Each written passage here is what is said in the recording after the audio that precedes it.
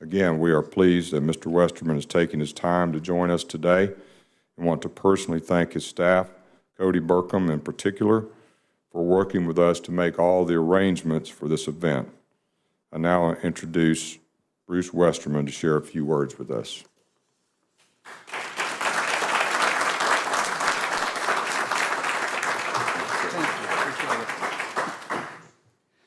Well, good morning. It's great to be here. You may be wondering what it's like to be a forester in Congress. I can explain that with something that happened to me this morning. I was down in the congressional gym getting ready to take a shower, and Paul Ryan walks by and he says, "Good morning, Forrest." He calls me Forrest. I said, "Good morning, Speaker." He says, "How are you doing?" I said, "Doing well. We got to get our forestry bill passed." He said, "I agree." So there's a story behind that I've about worn out, and I know some of you here have heard it, but I'm going to tell it again.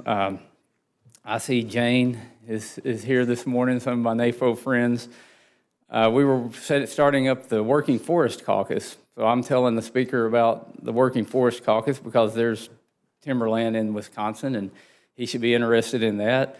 And he was listening intently, and I could tell the lights were on, but nobody was home.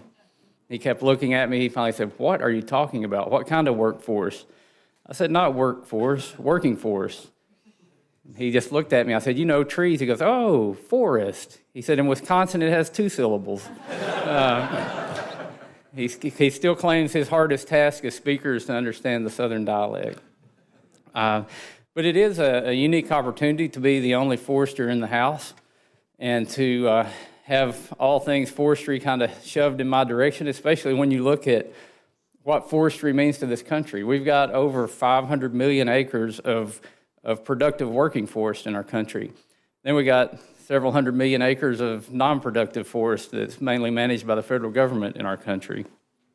But 70% of that, about 360 million acres of it, is private working forests that are owned by lots and lots of people.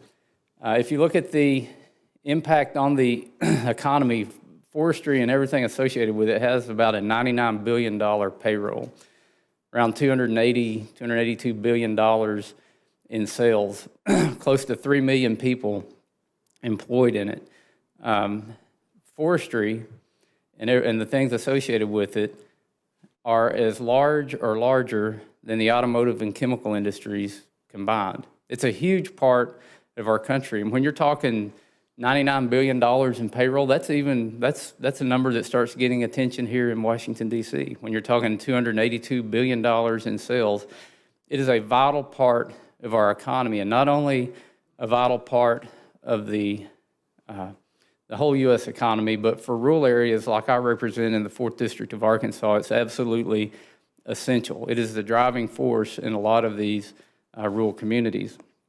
Unfortunately, we have lost a lot of infrastructure throughout our country. We've seen 8.5 million acres of timberland go up in flames this year. It's one of the, dollar-wise, it's the worst fire season on record. In 2015, we had 10 million acres burn. A big chunk of that was in Alaska. Most of the 8.5 million acres that have burned this year are in the lower 48. The cost to fight those fires is much more, which puts a lot of stress on the Forest Service budget because unlike hurricanes or other natural disasters, tornadoes where I live, when you have a natural disaster and FEMA comes in to pick up the broken pieces, there's nobody to come in and pick up the broken pieces on catastrophic wildfire. The Forest Service has a fixed budget, and there's money set aside inside that budget to deal with forest fires. But if you have a catastrophic event, they have to start borrowing money from other accounts to pay for the fires. Now, my understanding is that we will approve some emergency spending to help with the money that's been transferred from other accounts this year, but we need a long-term fix to this fire borrowing issue. We all know, as foresters, that a healthy forest is a winner for everyone. Whether you're living in the rural areas or whether you live in the cities, our forest affects everyone. We get clean air because we have forests that are completing the cycle of photosynthesis, taking carbon dioxide out of the air, releasing oxygen back into the air. We know when these forests burn that we put millions of tons of carbon into the atmosphere. I'm getting reports, people actually losing livestock this year out west because of smoke inhalation. People having to stay indoors and not able to go out. And because catastrophic wildfire typically happens the same time of year when hurricanes are happening, the media focuses its attention on the coastal areas where you've got much higher populations, where your property damage, where your loss of life is exponentially more than what you see in these rural, remote areas where these forest fires burn. So I don't think we oftentimes understand the impact of what these catastrophic wildfires do to the areas where they're at and to areas that are close to there. I made 2 or 3 trips out west late summer, and everywhere I was at, there was smoke in the air. And it didn't matter if I was 100 or 200 miles away from the nearest forest fire, there was smoke in the air. So it's an issue that I understand, and people ask me, you know, you're from Arkansas, catastrophic wildfire typically occurs on the West Coast. Why do you invest so much time and effort in that? Well, a big part of the reason, selfishly, is because the Forest Service budget goes for the whole country. I've got over 2 million acres of national forest in my district. If all the money's going out west to fight fires, there's no money left behind to manage the forest in Arkansas, where I live. We do have wildfires in the east. You go down to Georgia in the Okefenokee Swamp, they have these swamp fires that I would say are comparative to about anything you get out west. You just don't hear as much about them. When these fires start, they pretty much have to let them burn because there's no way other than aerial to go in and fight the fires. So back to the importance of a healthy forest.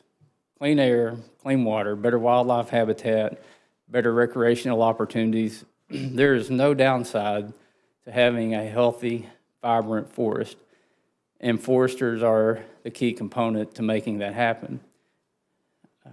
Unfortunately, on the federal level, when we look at the millions of acres that are managed by the federal government, the hands of those who have dedicated their careers to managing forests and creating healthy forests are tied. And even though they want to do the right things, policies prevent them from doing the right things. We have frivolous lawsuits that are filed that hold up sales. We have all the regulatory processes that we have to go through. And I make the case that there's no greater stewards of our resources. There's no one who cares more about the environment and the climate than foresters do. And really, if you're putting the management practices into place that are science-based and proven over time, then you're doing what's healthy for the forest. And that really should supersede any kind of environmental permitting or other hoops that you have to jump through. But we've complicated the situation so much that the bottom line is we're just not managing our federal land like it needs to be managed. So I'm working hard here in Congress to try to change that. And we've got the Resilient Federal Forest Act of 2017. It was the Residual Federal Forest Act of 2015, then the Resilient Forest Act of 2016. We passed it out of the House both times, and it never has gotten out of the Senate. But I've got hope that this year we're going to be able to get it through the Senate. It seems to be picking up momentum, and I'm very confident the President will sign it into law if we can make that happen. So think about this. I'm the only forester in the House. If you ever wonder why it's important to be involved in government, why it's important for you to be here today, is because you need a voice in what's going on. I don't need to be the only voice for an industry that employs nearly 3 million people, that produces $282 billion of income and $99 billion worth of payroll. It's extremely important because we're spread all across the country for groups to join together to make our voices heard. I mentioned earlier that we're on par with the chemical industry and the automotive industry combined. I promise you, if you walk through the halls of Congress and the meetings that people that come in and talk to you, you wouldn't think that forestry was near as big of part of the economy as automotive and chemical industries. I think we've got to do we're doing a good job, but we've got to do a better job of everybody coming together to work for a common cause. And we've got a great story to tell. We've got a great product. Healthy Forest, I can't think of a better product to talk about right now than trying to have resilient, healthy forest. And if you look at the future and the opportunities that lie ahead, we've got the base material for products that we don't even know what they are right now. We've got to spend more money on research and development. When you look at forestry and the economy associated with it, there's less money spent on research and development than what happens in others. I believe it's less than 1% is spent on R&D. If we want to continue to lead in the future and make this resource the resource that it needs to be, we've got to invest more in new products. And people may think, well, we've invented everything we can invent from wood. We haven't. When you start talking about nanotechnology and the base materials for nanotechnology, we've tried to use wood in energy. We're getting there, but we've got a long ways to go on being able to produce energy that's cost competitive and economically competitive with any other form of energy. The material is there. The energy is contained in that biomass. We just have to figure out how to get it out smarter and get it out more economically competitive and get it into the marketplace. And if we look at our economy here in the United States, there's already massive markets out there that we're not filling.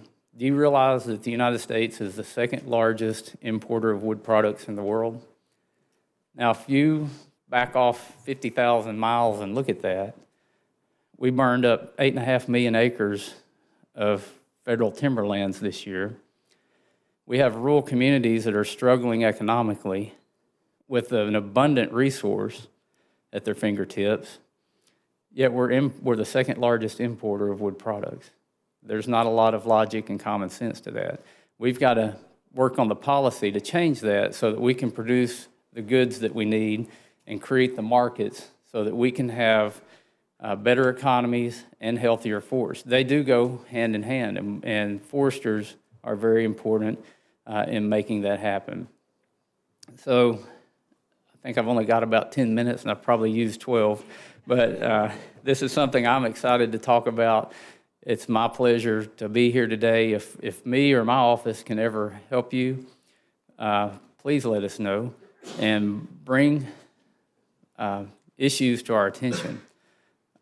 If we don't know about it, we can't work on it. And Cody's on my staff, and Carol Lee is back there. But if you have anything forestry related, and if you need somebody to come to wherever you live and spread the gospel about forestry, I'll be glad to do that as much as I can. But thank you for being involved. Go back and tell your friends and colleagues we got to be more involved, because I can promise you there are people who don't want to see another tree ever cut that are involved. They're up here all the time. And we've got to help educate, and I need your help with my colleagues to push issues over the line so that we can make forestry all that it needs to be. So thank you for allowing me to be here, and God bless you, and have a good time here in Washington, D.C.